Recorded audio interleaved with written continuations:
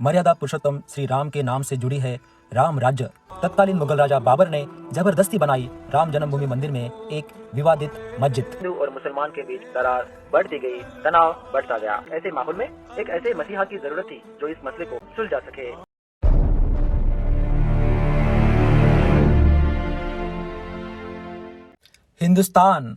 हिंदुस्तान एक ऐसी भूमि जिसने जन्म दिया कई महानायकों को।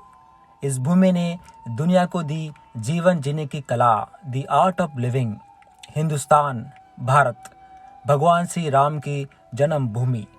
मर्यादा पुरुषोत्तम श्री राम के नाम से जुड़ी है राम राज्य, यानी कि सच्चे प्रजातंत्र की कल्पना, जिसमें है न्याय, प्यार, भाईचारा और उत्सव से भरा माहौल। श्री राम हर भारतीय से जुड़ा है स्वाभिमान।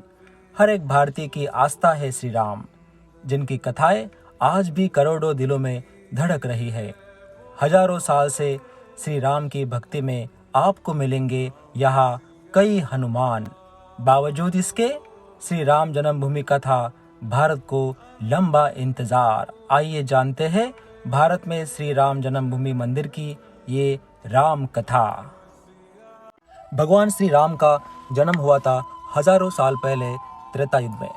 भगवान श्री राम, जिनके पिता थे विद्वान राजा दशरथ और माता थी कौशल्या। श्री राम का जन्म हुआ था अयोध्या नगरी में। अयोध्या एक ऐसी व्यवस्था जहां कभी भी युद्ध नहीं हुआ। करोड़ों दिलों की आस्था और भक्ति की प्रेरणा होके भी उसी भारत में राम मंदिर का बनाया गया बड़ा बवाल, और वजह थी मुगल सल्तनत। मुगल ने तलवार की नोक पर हिंदुस्तान की जमीन पर बरसों राज किया और अपनी हुकूमत का इतिहास बुलंद करने के लिए शुरू किया गया हिंदुस्तान की विरासत का गलत इस्तेमाल। तत्कालीन मुगल राजा बाबर ने जबरदस्ती बनाई राम जन्मभूमि मंदिर में एक विवादित मस्जिद, जो श्री राम मंदिर लगभग 2000 साल पहले बनाया गया था और हिंदू की पारंपरिक श्रद्धा थी, आस्था थी। उसी को तोड़कर हिंदुओं के लिए बंद किए गए उसके द्वार, और यही से शुरू हुआ संघर्ष का दौर। तलवार के खिलाफ मोहब्बत से श्री राम मंदिर को आजाद करने की जंग।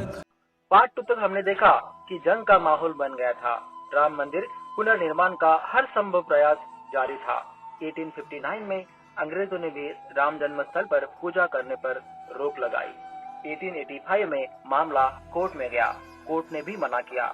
1949 में जब एक और भारत आजाद हो चुका था, दूसरी ओर कोर्ट ने राम जन्मभूमि मंदिर को सील करके एक तरह से बंदी बना लिया गया। 1950 में माहौल बिगड़ता देख कोर्ट ने बाहर से रामलला के दर्शन करने की परमिशन दी। 1959 और 1961 के दौरान निर्मोही अखाड़ा और सुन्नी वक्फ बोर्ड के बीच एक और केस दर्ज हुआ। 1984 में विश्व हिंदू परिषद ने कमेटी बनाई। 1986 में शायद ही कुछ पॉलिटिकल मोटिव से अचानक फैजाबाद डिस्ट्रिक्ट कोर्ट ने मंदिर के दरवाजे खोल दिए, जिससे पूरे भारत में हड़बड़ी मच गई। माहौल बिगड़ता गया, हिंदू और मुसलमान के बीच दरार बढ़ती गई, तनाव बढ़ता गया। 1990 से शुरू हुआ कार सेवा का सफर, और उसी के तहत 1992 में हुआ बाबरी डिमोलिशन का आंदोलन। आरएसएस और अन्य के राजनीतिक दलों ने इसमें जमकर हिस्सा लिया। राम मंदिर के लिए शायद ये करना उचित था, पर उसका परिणाम गंभीर था। दंगों में कई मासूम लोगों की जानें गई। 2003 में सरकार ने हिम्मत दिखाई और आर्कियोलॉजिकल सर्वे किया। उसमें पाया कि राम मंदिर को ही तोड़कर मस्जिद बनाई गई थी। 2005 में मंदिर को बॉम्ब से उड़ाने की कोशिश की गई। 2010 में इलाहाबाद हाईकोर्ट ने जमीन को राम मंदिर, निर्भय अखाड़ा और सुन्नी वक्फ बोर्ड ऐसे 3 हिस्सों में बांटा। हालांकि फैसला किसी को भी मंजूर नहीं था। मामला सुलझ नहीं रहा था और सांप्रदायिक तनाव और संघर्ष बढ़ रहा था। श्री राम भक्त अभी भी मंदिर के इंतजार में थे। एक ऐसे माहौल में एक ऐसे मसीहा की जरूरत थी जो इस मसले को शांतिपूर्वक, प्यार और मोहब्बत से सुलझा सके, और एक दिन वो मसीहा मिल गया। भारत में राम मंदिर के लिए चलाए गए इस लंबे आंदोलन में न जाने कितने लोगों ने अपनी जान गंवाई। न जाने कितने सांप्रदायिक फसाद हुए, दंगल हुई। इसी के बीच शायद प्यार और मोहब्बत से रास्ता निकालने की जरूरत थी। उसी में आर्ट ऑफ लिविंग फाउंडर और global ambassador of peace Shri Shri Ravishankar ji 2003 से ही राम मंदिर बनाने की कोशिश में लगे थे। उनका मानना था कि शांति के मार्ग से, प्यार और मोहब्बत से, बिना किसी लड़ाई के ये होना चाहिए। गुरुदेव श्री श्री रविशंकर जी ने भारत और दुनिया में कई सांप्रदायिक कॉन्फ्लिक्ट रिजोल्यूशन का काम किया था और सालों साल चले झगड़े को सुलझा था। उनके कार्य का सम्मान करते हुए सुप्रीम कोर्ट ने श्री श्री रविशंकर जी को दोनों समुदाय के बीच मीडिएशन करने के लिए आमंत्रित किया गया और दोनों समुदायों ने गुरुदेव का नाम खुले दिल से स्वीकार किया।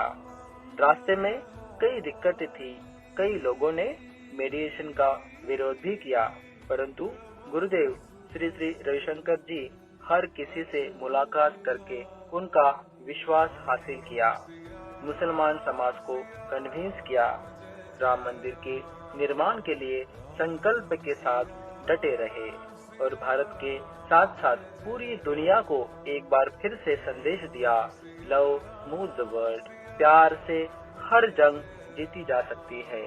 मीडिएशन का फैसला दोनों संप्रदाय ने खुले दिल से मंजूर किया और वही फैसला ऑनरेबल सुप्रीम कोर्ट ने 2019 में सुनाकर राम मंदिर तीर्थ क्षेत्र ट्रस्ट के तहत राम मंदिर निर्माण का काम शुरू किया गया।